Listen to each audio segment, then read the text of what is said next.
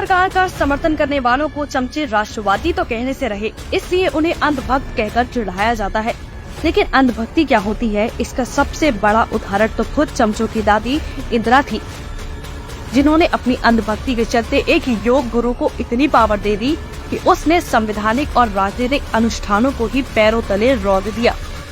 हम बात कर रहे हैं योग गुरु धीरेन्द्र ब्रह्मचारी के बारे में, जिन्होंने नेहरू के बाद 1958 में इंदिरा को योग सिखाना शुरू किया और देखते ही देखते इंदिरा की उनसे करीबी बढ़ती गई। इंदिरा गांधी पर बायोग्राफी लिखने वाली लेखक कैथरीन फ्रैंक के मुताबिक धीरेन्द्र ब्रह्मचारी से इंदिरा की नजदीकी के चलते उन्हें रासपुतीन कहा जाने लगा था, जो 20वीं सदी में सबसे ताकतवर तांत्रिक माना जाता था।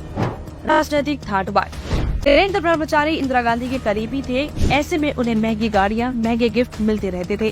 दिल्ली के पॉश इलाके में धीरेन्द्र ब्रह्मचारी की अपनी कोठी थी, जिसमें बड़े बड़े नेताओं का आना जाना था। उनके पास 4 सीटर सेसना, 19 सीटर डॉर्नियर और मॉल 5 विमान थे, जिससे वो पेरिस, रोम जाते थे। अपर्णा नाम की एयर टैक्सी सर्विस को खास लोगों को किराए पर देते थे। शाह कमीशन की रिपोर्ट के मुताबिक उनका एक एयरक्राफ्ट इंदिरा गांधी के चुनावी क्षेत्र रायबरेली 18 बार गया। इसके अलावा पालम के पास सिलकोरा में उनका अपना प्राइवेट हैंगर था।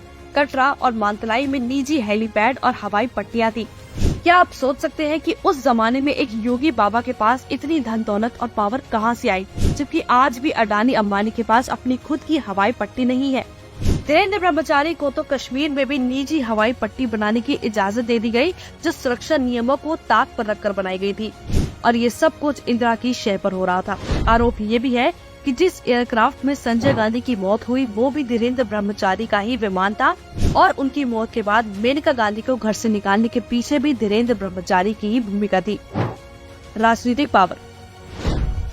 लेखक मनीषा की किताब profile of Indian prime minister के मुताबिक जब आई.के. गुजराल आवास राज्य मंत्री थे, तब धीरेन्द्र ब्रह्मचारी ने सरकारी जमीन की मांग की थी और गुजराल के इनकार करने पर उनको पद से हटाने की धमकी दी और फिर उनका तबादला कर दिया और उनकी जगह कहना मानने वाले मंत्री ढूंढ लिए गए।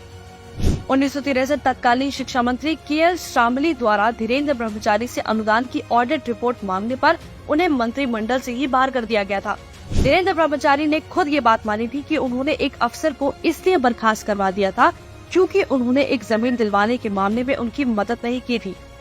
उनका ये दबदबा 1983 तक कायम रहा, लेकिन उसके बाद उन पर विदेशी बंदूकों की स्मगलिंग का आरोप लगा। उन्हें बेल तो मिल गई, लेकिन राजनीति में पकड़ कमजोर होती गई।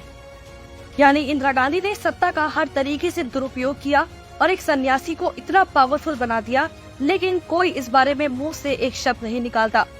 इसलिए दूसरों पर सवाल उठाने से पहले कांग्रेस को अपने इतिहास को जानने की जरूरत है। अगर आज किसी बाबा या सन्यासी को इतनी पावर मिल जाए, तो यही कांग्रेसी विदेशों में जाकर भारत की छवि खराब करने में अपनी पूरी जान लगा देंगे।